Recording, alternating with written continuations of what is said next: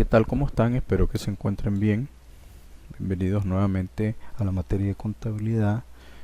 En esta segunda ocasión vamos a continuar con el contenido, primer contenido que dejamos pendiente por finalizar del último video de clase que tuvimos.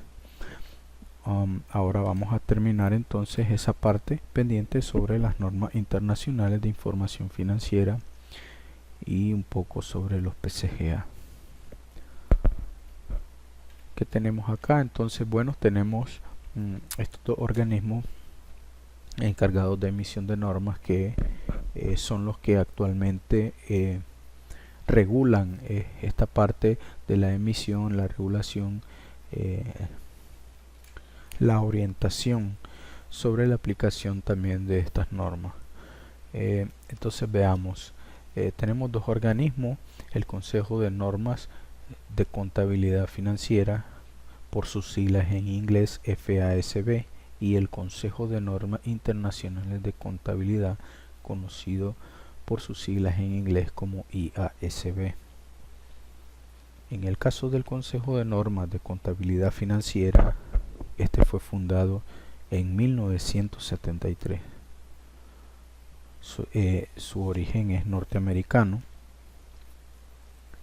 y es la organización designada por una parte del sector privado para establecer las normas que van a regular la profesión contable de ese país. La función de este organismo encargado de emisión de normas va también un poco más allá con respecto a las normas, y es mejorar la utilidad en este sentido de los estados financieros a través de estas promulgaciones, centrándose en las características cualitativas y cuantitativas de la información contable. También en el caso de la información tiene que observar muchos de los principios o cualidades que necesariamente debe tener la información contable, como la relevancia, la fiabilidad, la comparabilidad y la consistencia. Está encargado también de mantener las normas actualizadas y también de considerar los cambios importantes para poder hacer estas modificaciones que generan un poco de deficiencia en la información. También es encargado, o uno de sus objetivos es que tiene que promover la convergencia internacional, es decir, si bien es cierto, existen otros sistemas de contabilidad en el mundo, este organismo tiene que tener siempre en consideración la forma de cómo poder converger estas normas que él emite con otras normas de otro organismo. En el caso del Consejo de Normas Internacionales, de igual forma que el Consejo de Normas de Contabilidad Financiera, fue fundado en 1973. Se pasaba por un momento duro en cuanto a los requerimientos de información o cambios económicos que fue necesario que cada grupo de, por decirlo así, de países considerara cómo regular el tema de la información contable. Entonces también nace en 1973 no el Consejo, nace primeramente como el Comité de Normas Internacionales de Contabilidad, por su sigla en inglés IASC. Pero desde 1973 hasta el 2001 el organismo cambió, ¿verdad? Cambió y pasó de llamarse el Comité de Normas Internacionales de Contabilidad a llamarse Consejo de Normas Internacionales de Contabilidad. Y tomó toda la responsabilidad de este organismo y muchas otras responsabilidades nuevas, ¿verdad? Entonces, En Estados Unidos nace este Consejo de Normas, este organismo, y en Europa nace este organismo Consejo de Normas Internacionales, conocido hasta hoy como IASB, desde el 2001. Entonces ahora este organismo trae el objetivo de poder armonizar, ¿verdad?, todo lo que el IASC venía haciendo con los nuevos requerimientos contables de estos tiempos. Formula y publica entonces normas de contabilidad para ser considerado en estos nuevos requerimientos de la información financiera, específicamente en la presentación de estados financieros. Y le toca también mejorar la información que el IASC manejaba como principios de contabilidad en ese entonces, que básicamente fue o qué aportaciones en la actualidad tenemos del Consejo de Normas de Contabilidad Financiera. Bien, fueron quienes publicaron los principios de contabilidad generalmente aceptados que hasta hoy en día conocemos y son utilizados. Este organismo promulgó estos principios que proporcionan un marco de referencia general para la determinación de la información que se debe incluir en los estados financieros y cómo deben presentarse. Estos principios incluyen principios amplios de medición y presentación. En el momento que los vimos, recuerdan que al menos uno de medición, uno de los principios que mencioné en el tema pasado, posiblemente puede ser uno de devengado, y uno de presentación está relacionado con el principio de exhibición. Es importante mencionar que estos principios no solamente los Estados Unidos los tiene como su marco de referencia. Muchos otros países adoptaron estos principios por cuestiones posiblemente de tradición, de experiencia o de decreto fiscal, y vieron en estos principios la forma más adecuada de poder presentar y medir su información, pero desafortunadamente varían ligeramente de un país a otro, como lo mencionaba anteriormente. En algunos países se pueden conocer de diferente forma o con nombres distintos, e incluso pueden haber hasta más o menos que otros países. Pero en este sentido, los principios lo que tratan es generar información relevante, consistente y comparable. En Nicaragua no somos la excepción, igual utilizamos principios de contabilidad generalmente aceptados hasta el día de hoy. Son nuestra base de registro, son los principios que debemos de observar en la elaboración y presentación de estados financieros. Bien, para el caso del IASB, las publicaciones más conocidas que tenemos en estos tiempos son las normas internacionales de información financiera, conocidas también como normas FUL, que fueron emitidas una vez que entró en vigencia el cambio, ¿verdad?, que pasó a ser de IASC a IASB, de comité a consejo. Promulga estas normas como una nueva forma o una nueva base de registro, y toma lo que en este caso el organismo anterior tenía y hace ciertas modificaciones y presenta su nueva forma de trabajar o su nueva forma de reglas, ¿verdad?, en el ámbito contable. y emite entonces lo que conocemos como normas internacionales de información financiera para grandes empresas o full.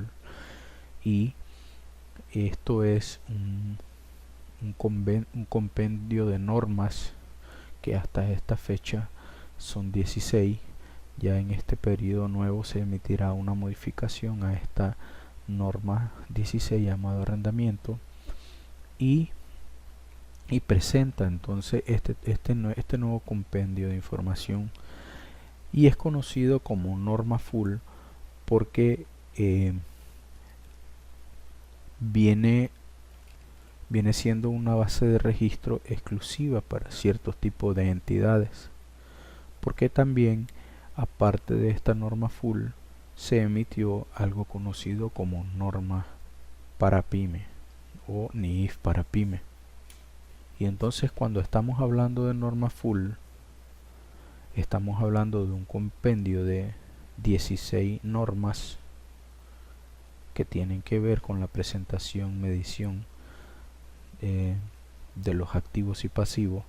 También estamos hablando que se agrega a esta información 9 normas internacionales de información financiera, 41 normas internacionales de contabilidad conocidas como NIC, y 20 interpretaciones que tiene un organismo que forma parte del IASB, que es el Comité de Interpretaciones. Entonces, tenemos este compendio que representa lo que se conoce como norma full, y que esta norma es exclusiva para unas entidades que cumplen ciertos requisitos en su organización para poder aplicar este tipo de norma.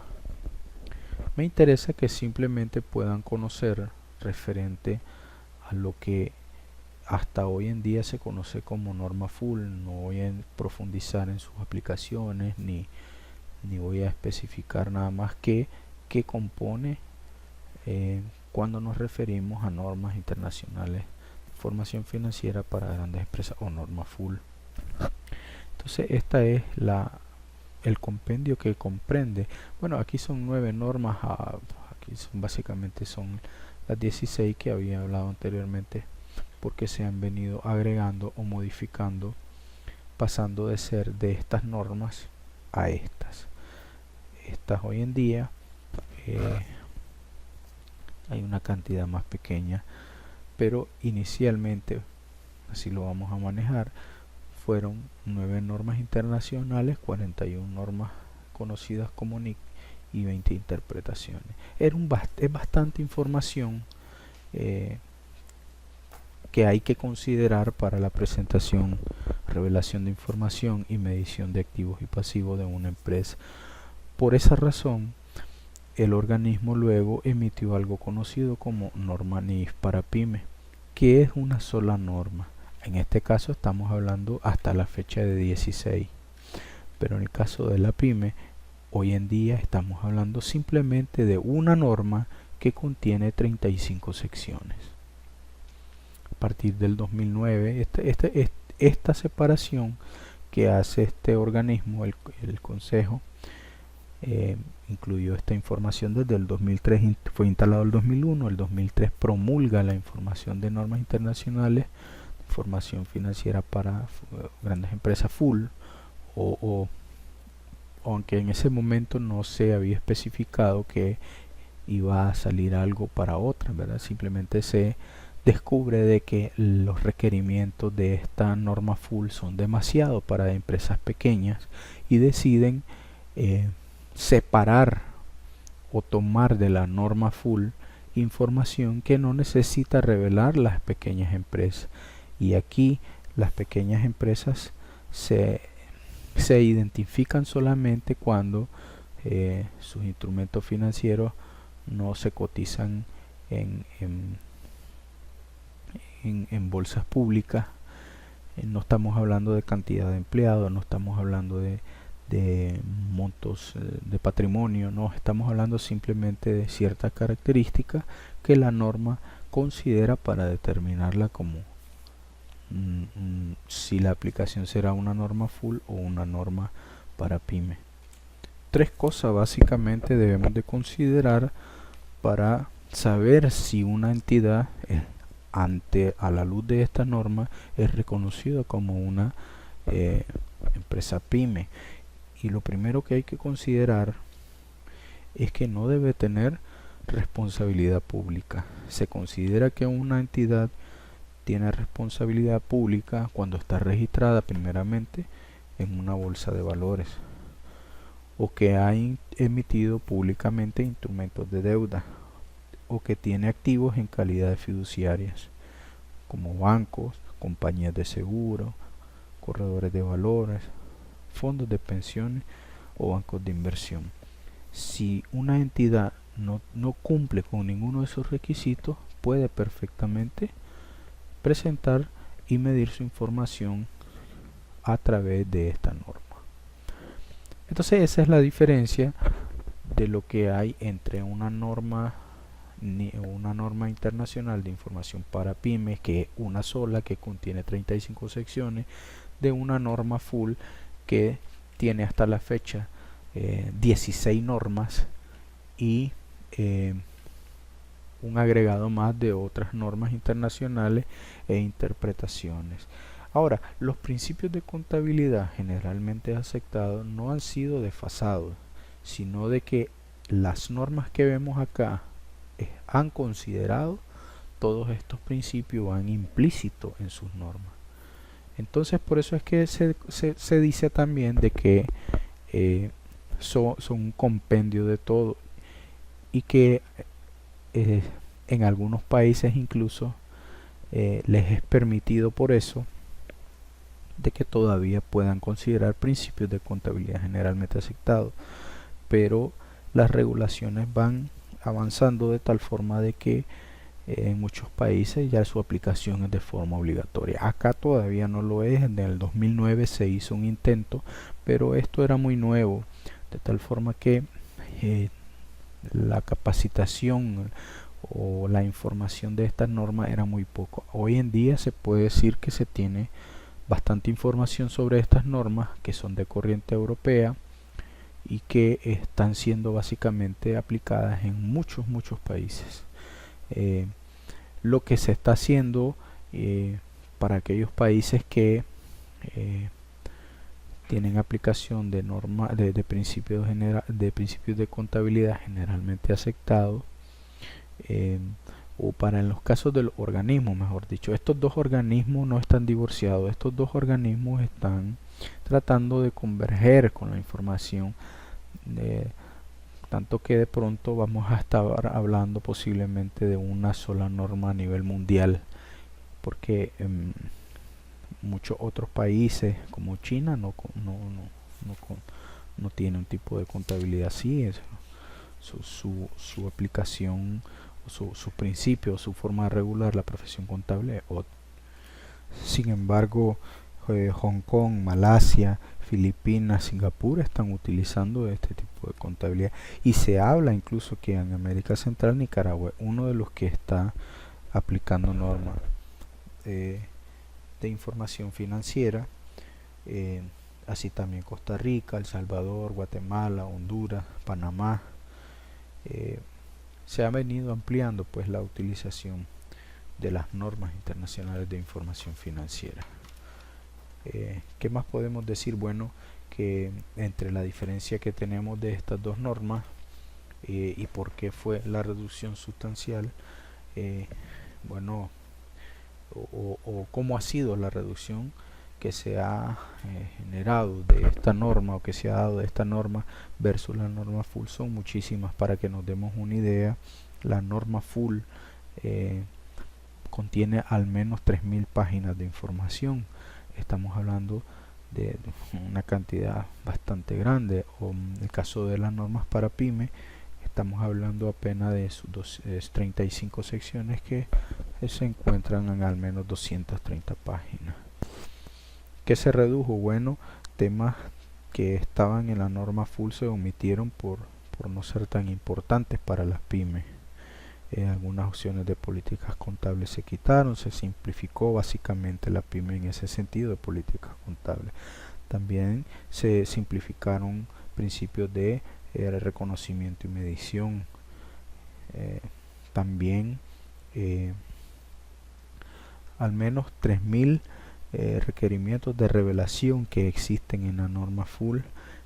De esas 3000 quedaron poco menos de 300 revelaciones en el caso de la pyme, y la redacción de la pyme es más simplificada que la norma full. Bueno, eso es básicamente lo que traigo con respecto a las normas y los organismos que hoy en día son los encargados de emitir las bases de registro, los principios de registro que hoy en día se utilizan en el mundo. Bueno, luego de esto vamos a pasar entonces a lo que es la segunda unidad, donde vamos a hablar sobre las cuentas y vamos a ver las partes de la cuenta, el caso de la partida doble, las reglas de cargo y abono, la clasificación de activos pasivos, cómo identificarlo y las reglas que existen. Muy bien, vamos a iniciar con el concepto de la cuenta. Básicamente, la contabilidad tiene que valerse de algo, ¿verdad?, para poder hacer estos registros. Voy a leer un poco acá lo que está aquí para poder hacer algunos comentarios. Las transacciones que la contabilidad cuantifica y registra originan aumentos y disminuciones en los recursos de la entidad, que son sus activos, así como en sus fuentes, ya sean externas o internas. Pasivos, estamos hablando de fuentes, o mejor dicho, obligaciones desde otro punto de vista, e internas, el capital contable. Entonces, para cumplir su finalidad, dice esto, es preciso que la contabilidad tenga un sistema de información que cuente con un instrumento que le permita registrar en forma clara, ordenada y comprensible las operaciones básicamente que tiene una entidad, y este instrumento es conocido como cuenta. ¿Qué es la cuenta? Es algo como esto. Esto es como empezando, ¿verdad?, para darnos una idea de qué se trata la cuenta. Bueno, entonces la cuenta es este instrumento que vamos a utilizar para poder registrar todas las operaciones, todo lo que ocurre en una entidad de forma evaluada, que va a presentar o va a registrar los aumentos y las disminuciones de sus recursos, de sus obligaciones, de su patrimonio. Esta es la cuenta. Tiene un nombre, donde dice cuenta, un nombre. Tiene una parte izquierda y una parte derecha.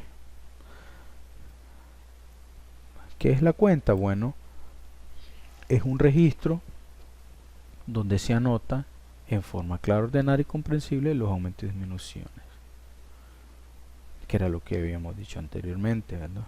Eso es la cuenta, lo que necesita la contabilidad para poder cuantificar, presentar información de lo que ocurre en las operaciones de la entidad. En cierto sentido, la cuenta es una T, dice aquí. Sí, es cierto, es una T, ¿verdad? Si lo vemos, si utilizamos un poco el sentido de abstracción, vamos a obtener aquí una T.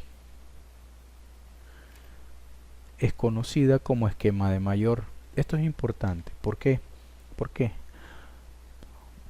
Que sea conocido lógicamente un esquema, porque es algo imaginario, ¿verdad?, que está ahí, aparentemente es una T. Pero cuando nosotros decimos registrar las operaciones en esquema de mayor, ya una vez que entramos a los ejercicios nos estamos refiriendo a realizarlo en esquema de mayor en cuentas T. Importante conocerlo como esquema de mayor o cuenta T. Tiene dos partes, ¿sí?, izquierda y derecha, y tiene un nombre y debe ser claro según este pequeño comentario.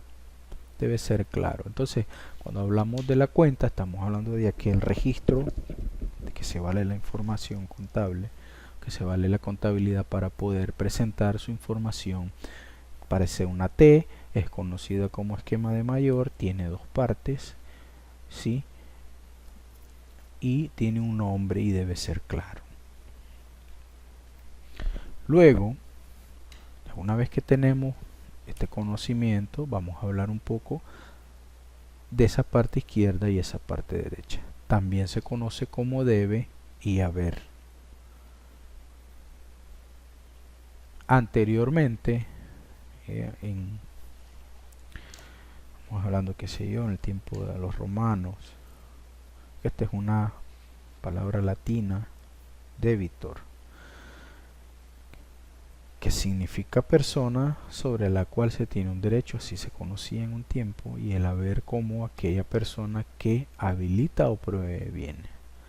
Fueron los nombres que se les dieron en ese entonces. Sin embargo, debe y haber tienen un significado que no es más que debe, en el argot contable, significa que es la parte izquierda de la cuenta y haber es la parte derecha de la cuenta. Entonces, cuando decimos debe en el contexto contable, nos estamos refiriendo a la parte izquierda de la cuenta y haber a la parte derecha. Y que cualquiera, dice acá, que sea el tipo, que sea la cuenta, del tipo que sea cualquier cuenta, el concepto que maneje, el registro, el valor que registre, lo que sea, siempre tendrá dos partes. Lo que sea, siempre que se llame como sea esta cuenta, y un ejemplo puede ser que una cuenta tenga un nombre de caja, banco, cliente, que son cuentas que vamos a ver más adelante, que tienen que ver con las operaciones. Siempre tendrá una parte izquierda y siempre tendrá una parte derecha, que podrá ser nombrada debe o puede ser nombrada haber. Bien, continuamos. Otro término que debemos de conocer para irnos familiarizando con la contabilidad, aparte de qué es la cuenta, qué es un debe y qué es un haber, existe un término llamado cargo o cargar. Y cuando estamos diciendo cargo o cargar, nos estamos refiriendo a que significa registrar una cantidad en el debe de la cuenta. Eso significa cargo o cargar. Un ejemplo puede ser cargar a la cuenta tal el monto tal. Entonces, cuando decimos cargar, no estamos es anotar en la parte izquierda de la cuenta. Luego vamos a conocer también otro término conocido como abono o abonar. Sería la inversa de cargo o cargar. En este sentido sería anotar, ¿verdad? Registrar una cantidad en la parte derecha de la cuenta. También es conocido como crédito o acreditar. El otro se conocería también como débito o debitar. Cargo o cargar, abono o abonar. Es el efecto de anotar un valor en la parte derecha de la cuenta o en la parte izquierda, dependiendo del contexto. Bien, otro término que debemos de conocer es el movimiento. Se le llama movimiento a la suma de los cargos y la suma de los abonos. Por su naturaleza puede ser movimiento deudor y movimiento acreedor. Movimiento deudor es la suma de los cargos de una cuenta, es decir, la suma del debe. Muy bien, este es el efecto de cargar o cargo o cargar, y aquí abono o abonar. La sumatoria de ellos, de estos valores, se le conocerá como movimiento. Pero tendremos movimiento deudor, que son de los de la parte izquierda, y movimiento acreedor, que son los de la parte derecha. A este efecto se le conoce como movimiento. Y otro es el de los saldos. Otro término es el de saldo. Saldo se le llama a la diferencia entre el movimiento deudor y el movimiento acreedor, en virtud que existen dos clases de movimientos que la diferencia puede ser mayor en uno y otro caso puede también hacer dos clases de saldo. Saldo deudor y saldo acreedor. Es decir, en una cuenta no solo vamos a tener solos movimientos deudores, tendremos también movimientos acreedores. Entonces, a la hora de hacer los saldos de las cuentas, tenemos que considerar que pueden haber saldos deudores y saldos acreedores. Acá, en este sentido, el mayor es el saldo deudor, el movimiento deudor, perdón. Por consiguiente, su saldo será deudor. Si no existiesen valores, lógicamente, el movimiento pasará a ser el saldo. Y a esto se le conoce como saldo deudor. Pero también vamos a tener saldos acreedores, sería lo inverso de lo que acabamos de ver. Si el mayor es en este caso el haber, el movimiento del haber acreedor, tendremos un saldo acreedor. Si fuese que no existen valores, igual su saldo será acreedor. Ok, cuenta, vimos cargo, cargar, movimientos, debe, haber. Ya son los pequeñas partes de la cuenta que debemos considerar cuando estamos hablando de la cuenta, cuando hacemos los registros. Y el último término será cuenta saldada, que tiene que ver cuando el importe será cuenta saldada cuando el importe de la suma del movimiento deudor es igual a la suma del movimiento acreedor. Es decir, este movimiento es igual a este movimiento, tendremos una cuenta saldada. A eso se refiere con cuenta saldada. Si existiere valor acá, será un saldo deudor. Si existiere saldo acá, será un saldo acreedor, ¿sí? Dependiendo al mayor o menor de las dos partes o de los dos lados de la cuenta. Muy bien, hasta ahí hemos hablado solamente de la cuenta y sus partes, sus pequeñas partes que consta la cuenta. Ahora vamos a hablar, acaso el tema de la teoría en que se basa la cuenta, vamos a hablar sobre la partida doble, aquella partida doble de la que escribió Fray Lucas Pacioli, observando de las operaciones de los comerciantes, ¿sí?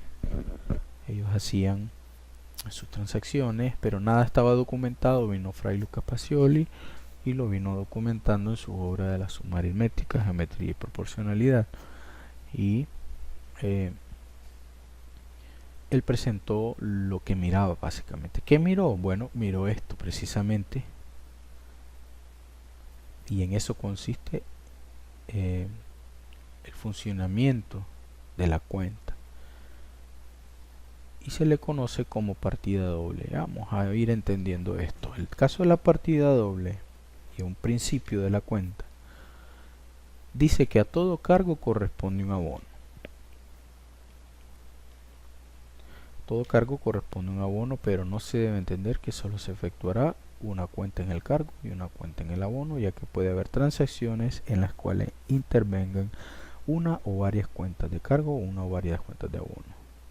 Lo que debe entenderse es que la suma de los cargos y los abonos siempre son iguales. Bien, voy a explicarlo. Partida doble. Cuando estamos hablando de una operación contable,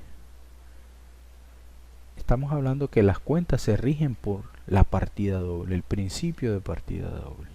De que para un cargo, a ver acá, existe un abono.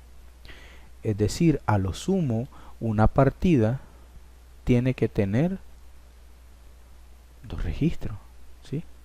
Por eso dice acá que no se debe entender que afectará una cuenta en el cargo y una cuenta en el abono. Puede ser una cuenta en el cargo y una cuenta en el abono, pero esa parte indica de que también pueden haber otros registros. No solamente pueden haber un débito y pueden haber dos abonos, pero que ese cargo debe ser igual a la suma de esos dos abonos. Tiene que haber una igualdad entre el débito y en el crédito.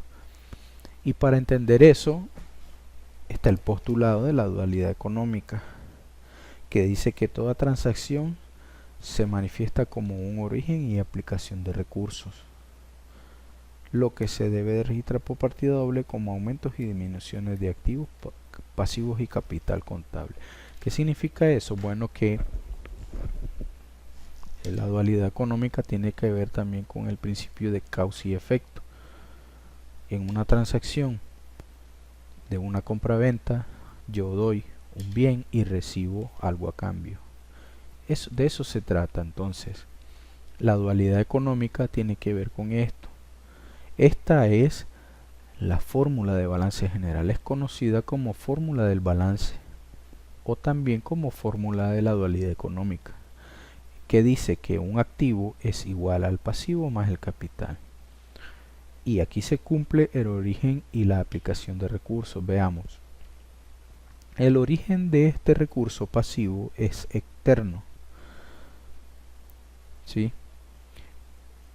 Por ejemplo, un pasivo para mí, que son mis obligaciones, puede ser un préstamo bancario. Ese préstamo bancario yo lo utilicé para comprar edificio, es parte de mis activos. Entonces se manifiesta el origen y la aplicación de fondo. El origen será el préstamo y la aplicación es el edificio. Esto es un recurso interno, ¿sí? De tal forma que estos dos señores tienen que ser igual. Mi activo es igual a mi pasivo más el capital. Ahí se cumple la dualidad económica en el origen y la aplicación de los recursos. Dice, es decir, que los recursos de que dispone una entidad para realizar sus fines proceden de fuentes externas e internas y que las operaciones que la contabilidad cuantifica se registran por medio de la teoría de partida doble. Allí, entonces, con eso, con el principio de partida doble que dice que en las operaciones tiene que haber para un débito un abono y que pueden ser varios, está aclara.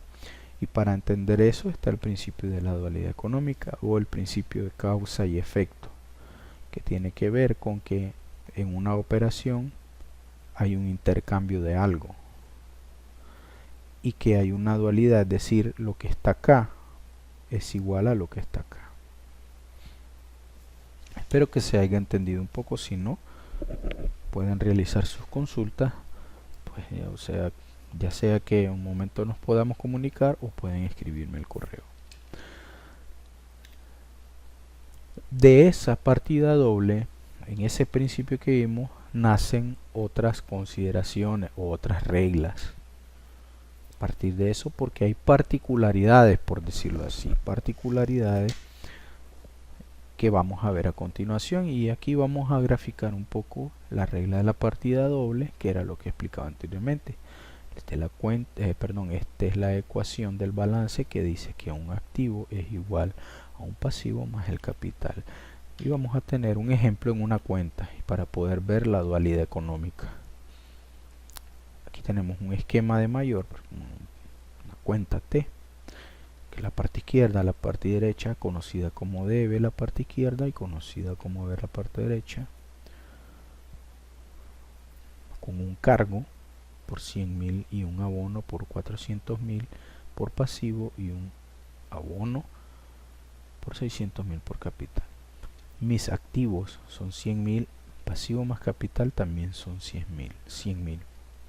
Si venimos y hacemos una separación de eso, vamos a obtener en una cuenta T para cada uno que para esta cuenta del activo existe un débito de 100.000, para este pasivo existe un crédito o un abono por 40.000 y un capital por 60.000. Si ustedes ven, se cumple la partida doble. El débito es igual, el débito del activo es igual al crédito que existe en el pasivo y en el capital. Este más este son 100.000 y es igual a 100.000 del débito. O sea, la misma cantidad existe en el debe que en el haber. ¿Qué se puede decir de esto? Bueno, que mis activos son 100.000, debo 400.000 porque es un pasivo, es una obligación, y de esa diferencia obtengo 60.000 que son parte de mi patrimonio, mi capital. Pero que también quiere decir que de mis activos una parte es externa y una parte es interna, que sería el origen y aplicación de fondo. Bien, ahí está, ya se le dio nombre a las cuentas y dice que en bancos tengo 100.000, que mis proveedores son por 40.000 y mi capital social. Entonces yo debo esta parte, esto es mío, por consiguiente todo lo que tengo, una parte la debo y una parte sí es propia mía. Bien, estas son las consideraciones entonces que tiene que hacerse en la partida doble, y de aquí parten básicamente las reglas del cargo y el abono, y las consideraciones son en base a las mismas cuentas. Un activo es un derecho de la institución, un pasivo es una obligación, y el capital es la diferencia entre el activo y el pasivo. A la luz de las normas internacionales de información financiera, el activo y el pasivo no son simplemente como se conocen o como lo había dicho hace unos segundos. Lo que comúnmente se conoce como un activo es que son los derechos de una entidad. Lo que comúnmente se conoce como pasivo es que son las obligaciones.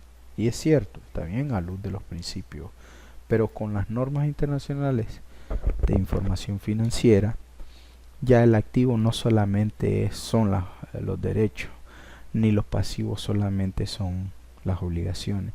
Ya existe una regulación para determinar si un producto, un bien, es verdaderamente un activo. Es decir, existen reglas para determinar la medición y para determinar el reconocimiento de un activo.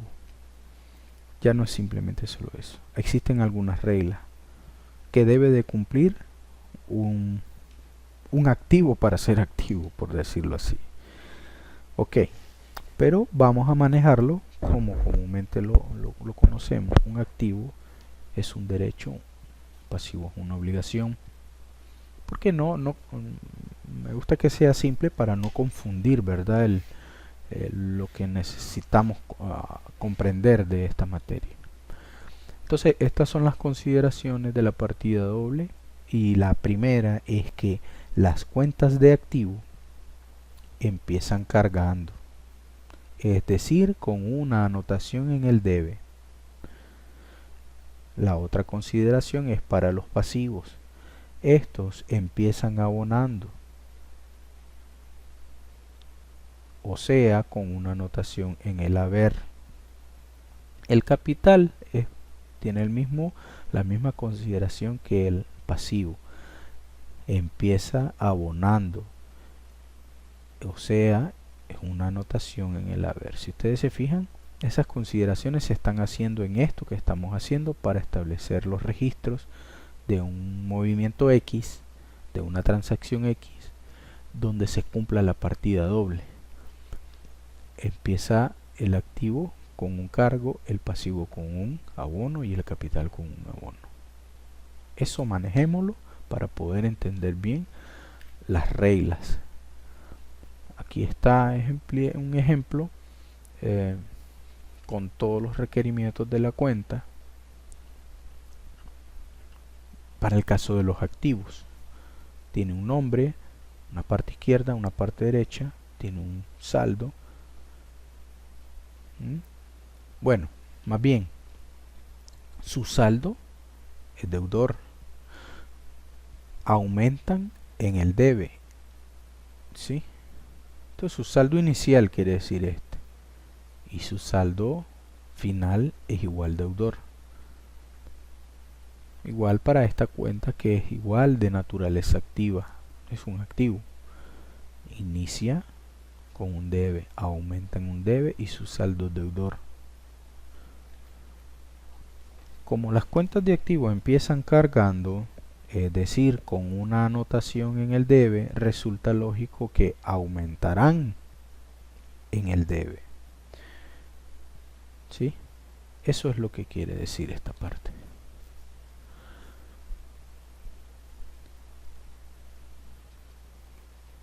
Cuando la cuenta registra de manera ordenada aumentos y disminuciones, resulta evidente que si los aumentos de un activo se cargan, las disminuciones irán en el haber o se tienen que abonar. Aquí está. Entonces, si un activo, estamos hablando de los activos, si un activo aumenta en el debe, su saldo inicial es en el debe, por lógica su disminución debe ser en el haber, o si se aumenta con un cargo y su saldo se carga, su disminución se abona. Eso es lo que quiere decir esto. Tenemos dos ejemplos, ¿verdad? Para dos cuentas que son de la misma naturaleza, son activos. Bien, entonces, ¿qué podemos afirmar? De que los aumentos de activos se cargan, ya lo dijimos, que las disminuciones se abonan, ya lo dijimos, y que el saldo del activo es deudor, ya lo dijimos. ¿Y por qué una cuenta sería deudora siempre? ¿O por qué su naturaleza, la naturaleza del activo es deudor? Bueno, porque, veamos, vamos a hacer un ejemplo. Vamos a ver. Se me ocurre hacer algo rápidamente. Veamos.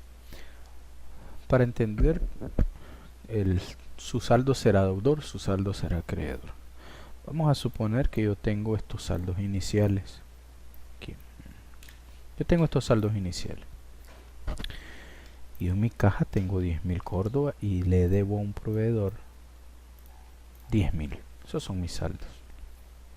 Yo en una operación decido pagarles, ¿verdad? Abonarles a la cuenta. Entonces yo digo, bueno, le voy a abonar 5.000 córdobas a este señor, en una operación 1. Esto va a disminuir, esto es un activo. Este es un activo y este es un pasivo, ¿no? Voy a explicar rápido, sé que no hemos abordado bien el tema de las operaciones, pero vamos a hacer esto rápidamente para entender el pasivo, para entender el saldo deudor o saldo acreedor. Y entonces yo disminuyo mi deuda en la misma cantidad, ¿verdad? Entonces voy a tener, determino el saldo de cada cuenta, ¿verdad? Determino el movimiento, ya tengo los movimientos, determino el saldo de cada cuenta. Y entonces tengo un saldo para el caso de este activo, un saldo deudor. Digo, 10.000 menos los 5.000, este es mi saldo deudor. Este es mi saldo final. ¿Cuánto le debo al proveedor? 10.000 también. ¿Sí? Entonces, ¿cuál será el saldo del pasivo? Será, en este caso, un saldo acreedor, mi saldo final. Una vez que ocurrió esta operación, ¿verdad? Bien, ese es el saldo. Entonces la pregunta viene, si yo tengo 5.000 registrado en mi caja y le debo 5.000, ¿podré pagarle 6.000? No. No puedo pagarle 6.000. Primero porque no le debo 6.000. Este es un movimiento 2.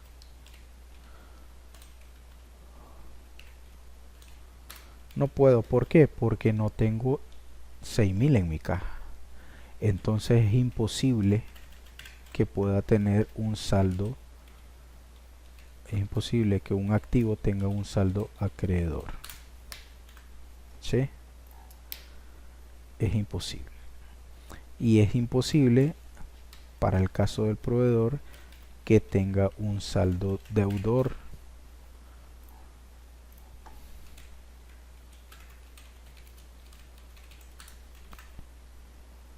Entonces, por eso un activo no puede tener un saldo acreedor, ni un pasivo un saldo deudor.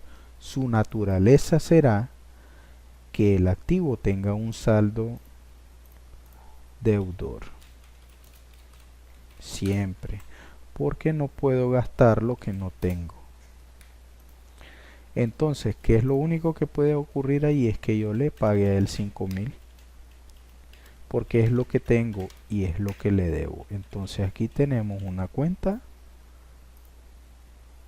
cancelada o saldada. Allí están en cero las dos, no hay diferencia. 0 acá, 0 acá, 0 acá, 0 acá.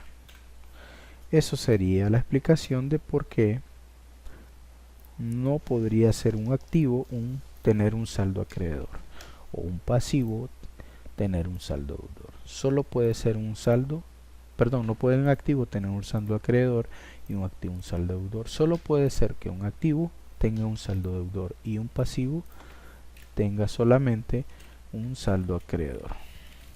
Ahí. Muy bien, quería hacer este pequeño espacio pues para explicarle básicamente el por qué una cuenta no puede tener un saldo deudor y por qué un pasivo no puede tener un saldo, perdón, porque un activo no puede tener un saldo acreedor y un pasivo no puede tener un saldo deudor. Bien, una vez que he hecho esa pequeña explicación, pues vamos a continuar. Y tenemos las afirmaciones, por lo que se dijo que un aumento de activo se carga, por consiguiente una disminución se abona. Estamos hablando del activo, ¿verdad? Concluimos entonces que todas las cuentas de activo empiezan cargando, todas las cuentas de activo aumentan cargándose, es decir, una anotación en el debe, que todas las cuentas de activos disminuyen abonándose, es decir, una anotación en el haber, que todas las cuentas de activos tienen saldo deudor. Esto se presenta en forma esquemática en una cuenta T, en esquema de mayor, una cuenta T de la siguiente manera, y aquí está. Si lo vemos de forma esquemática, dice aquí aumenta, aquí disminuye, y aquí lo dice en palabras. Bueno. Bien. Y vamos a hablar, estamos hablando de los activos, vamos a hablar de la primera regla de la partida doble. ¿De acuerdo?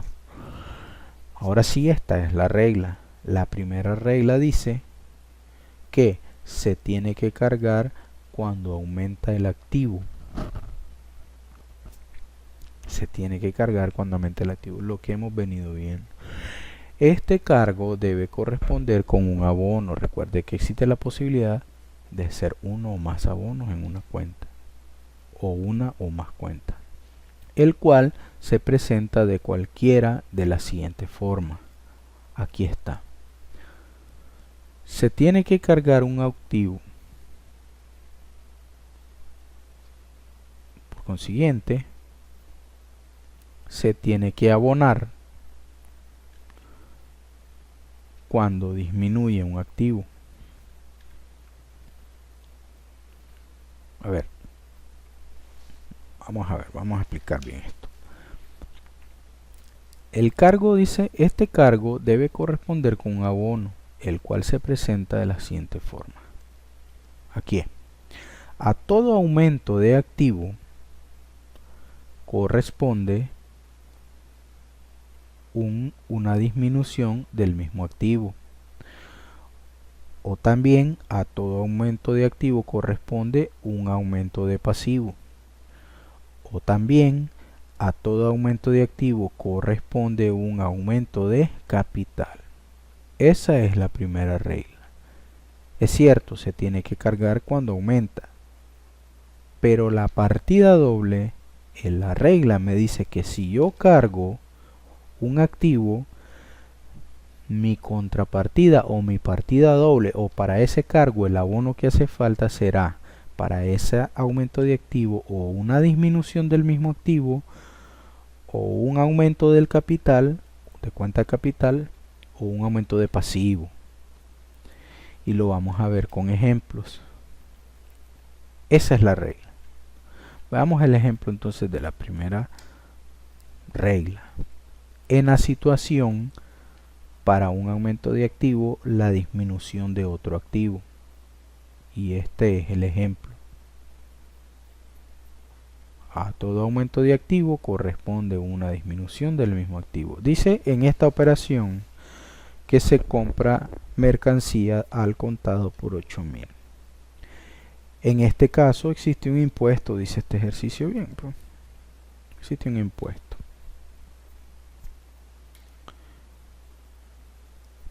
Entonces en el análisis de la operación tendremos que todos son activos.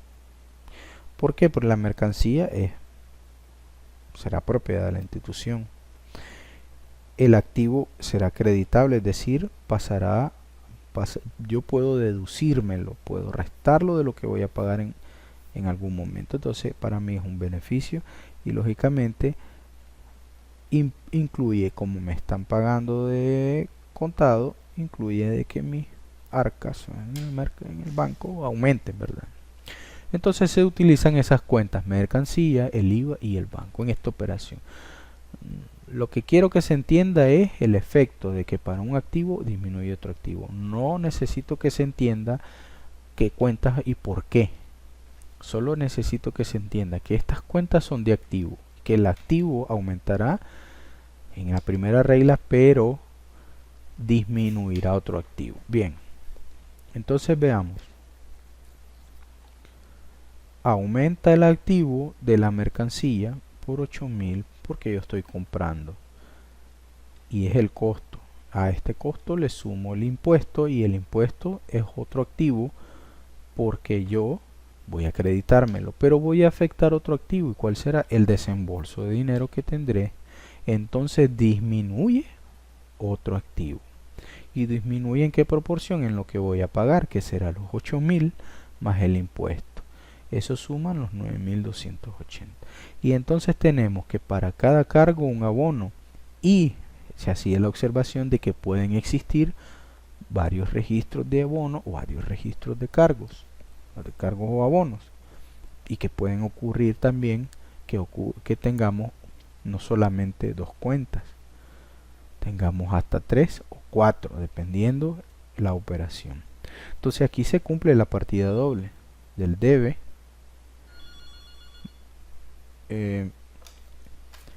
y el haber. Muy bien, esa es la primera situación en la primera regla.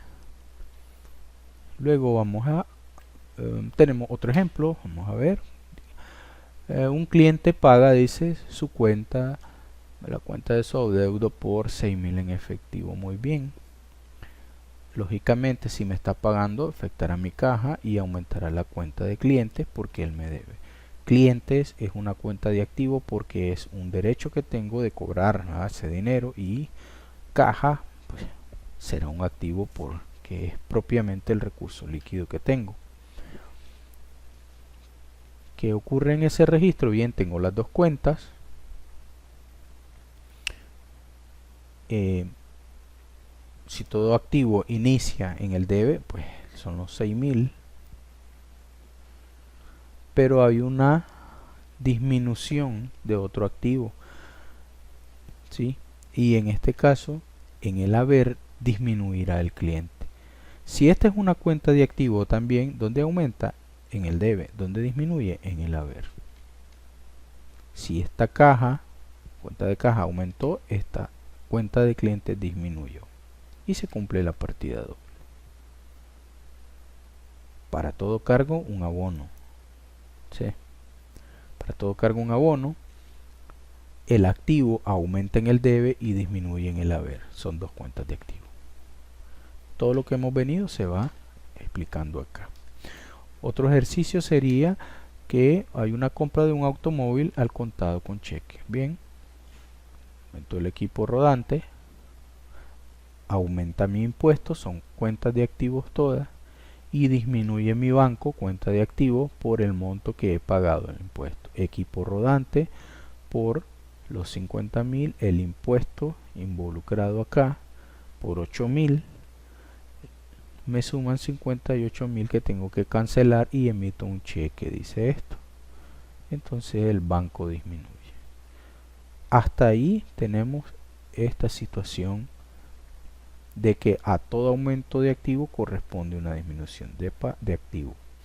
Esa es la primera regla. Ahora vamos a ver. Tenemos una situación más. Ok. Vamos, en la compra de mercancía por 100.000 se liquidó el 80% con cheque.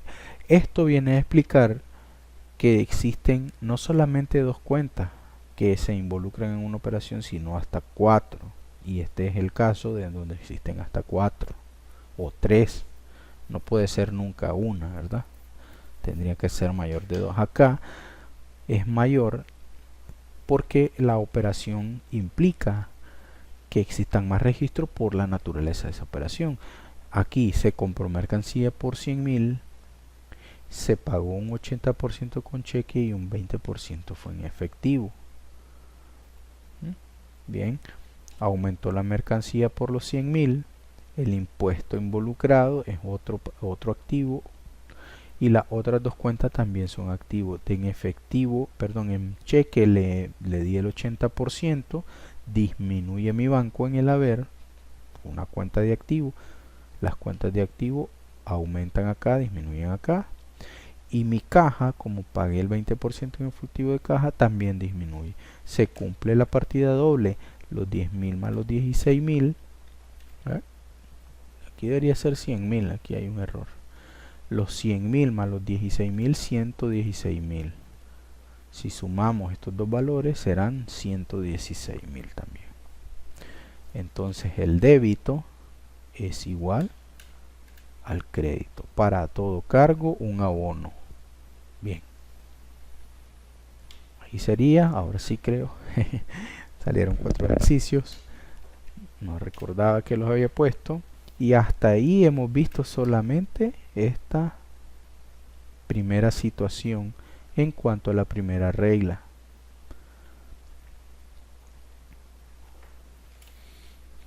Ahora entonces vamos a pasar a la segunda situación, que a todo aumento de activo corresponde un aumento de pasivo.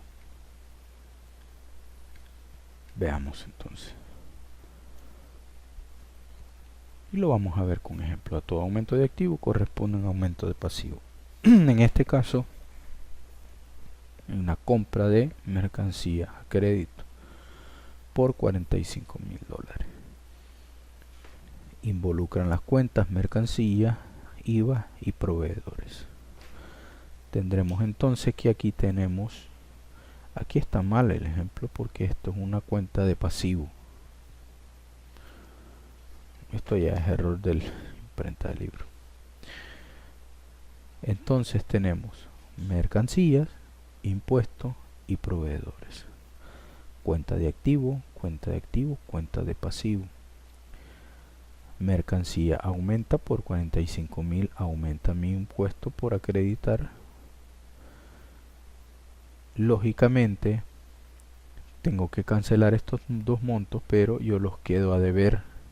Entonces aumentará mi cuenta de proveedores, porque esta está relacionada con mercancía de crédito. Sumo estos dos valores que me suman 52.200, sería mi registro en el haber. A todo aumento de activo corresponde un aumento de pasivo y se cumple la partida doble.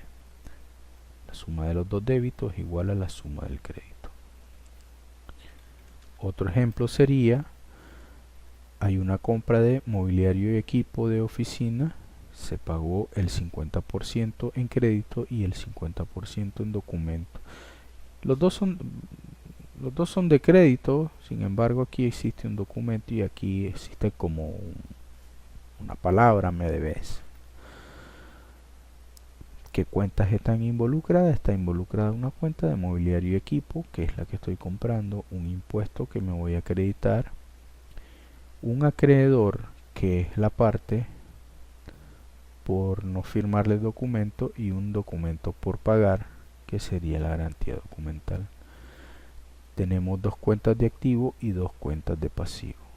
Las cuentas de activo aumentan el debe por 30.000 y aumentará mi activo de IVA por 4.800. Las cuentas de pasivo aumentan el haber. Aumentará mi acreedor y aumentarán mis documentos por pagar en el haber. Se cumple la partida doble, sí, 34.800 suma el activo, 34.800 suman los pasivos o los débitos en estos casos, los créditos. Débitos, créditos. Otro ejemplo sería que obtenemos un préstamo del banco por 25.000 a corto plazo. Aquí solo se involucran dos cuentas. Una de activo, que sería si hacemos un préstamo al banco, lógicamente nos dará el dinero que vamos a depositar en el banco nuestro por 25.000, y habrá una cuenta de acreedores bancarios que sería la cuenta de pasivo. En este caso el activo y el pasivo, el activo aumenta en el debe y el pasivo aumenta en el haber. Aumentará por 25.000 dólares, el mismo monto que me prestó el adeudador. Ok, hasta ahí hemos visto la segunda situación de la primera regla. Ahora vamos a ver el caso del a todo aumento de activo corresponde un aumento de capital.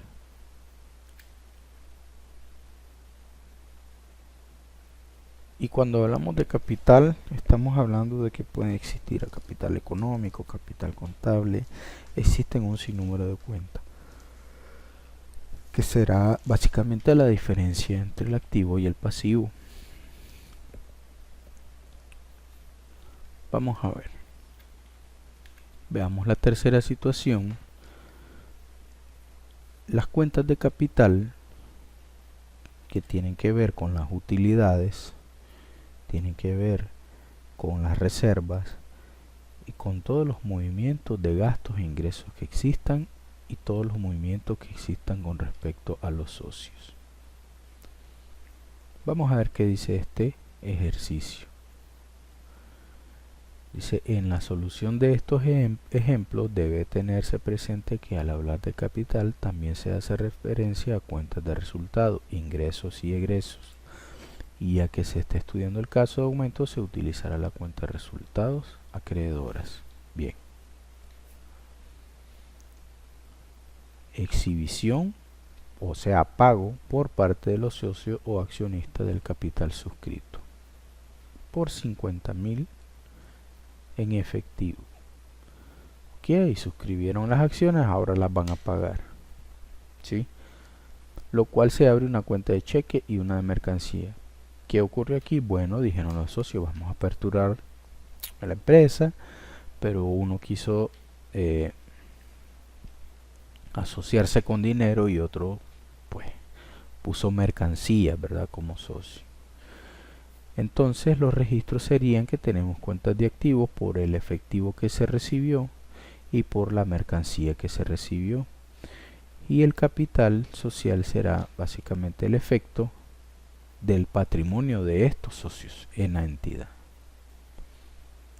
Aumenta el débito de los bancos por 50.000 porque fue los 50.000 que se recibieron en efectivo.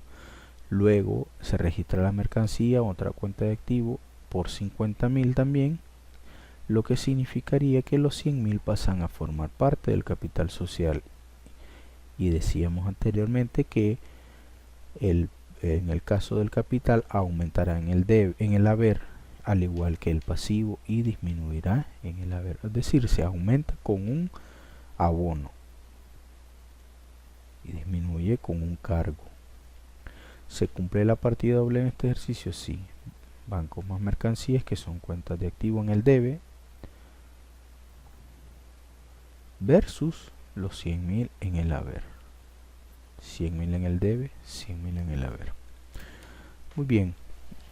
Otro ejercicio más que los socios exhiben, otra vez pagan a cuenta de futuros aumentos de capital, según determinación de la Asamblea General de Accionistas. Pasó lo mismo acá, ellos suscribieron y pagaron.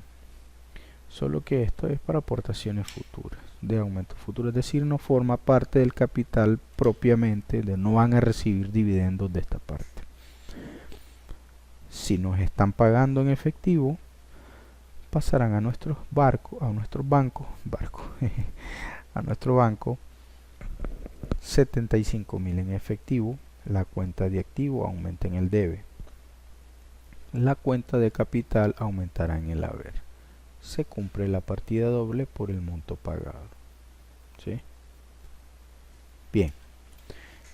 Y el último ejemplo será el caso en que se recibe una donación, es un edificio, por el costo de 9 millones. Igual, la donación de alguien posiblemente pasa a ser del patrimonio. Si se recibe por 9 millones, la cuenta de edificio es un activo, aumentará en el debe por 9 millones. La cuenta de capital aumenta en el haber, será por 9 millones. Y es considerada como otros ingresos. Recordemos acá, al inicio del primer ejercicio, estábamos hablando de que incluye la cuenta de capital, cuentas de resultados. Y cuando nos referimos a cuentas de resultados, nos estamos refiriendo a cuentas de ingresos y cuentas de egresos. Entonces esta cuenta de ingresos forma parte del capital y aumentará en el haber, o aumentará con un abono y disminuirá con un cargo. Muy bien, ya esto es la segunda regla. Con la segunda regla solamente la voy a enunciar para que podamos quedar hasta acá y puedan pues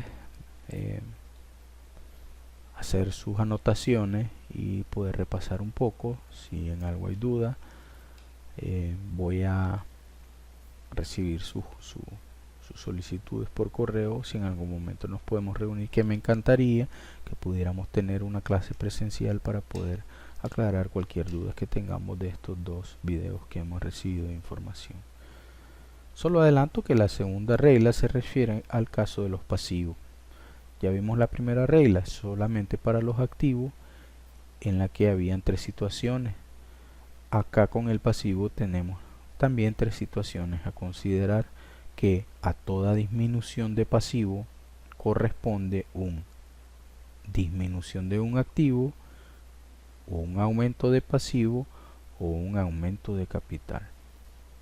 Y vamos a tener ejemplos también. Entonces por ahora hasta aquí vamos a quedar. Les voy a escribir el correo para que podamos quedar en cualquier día que se pueda, para que nos podamos reunir y podamos tener un encuentro. Me gustaría que pueda hacer este próximo encuentro y podamos aclarar y podamos también conocernos. Ha sido un gusto y esto será todo por esta ocasión. Saludos.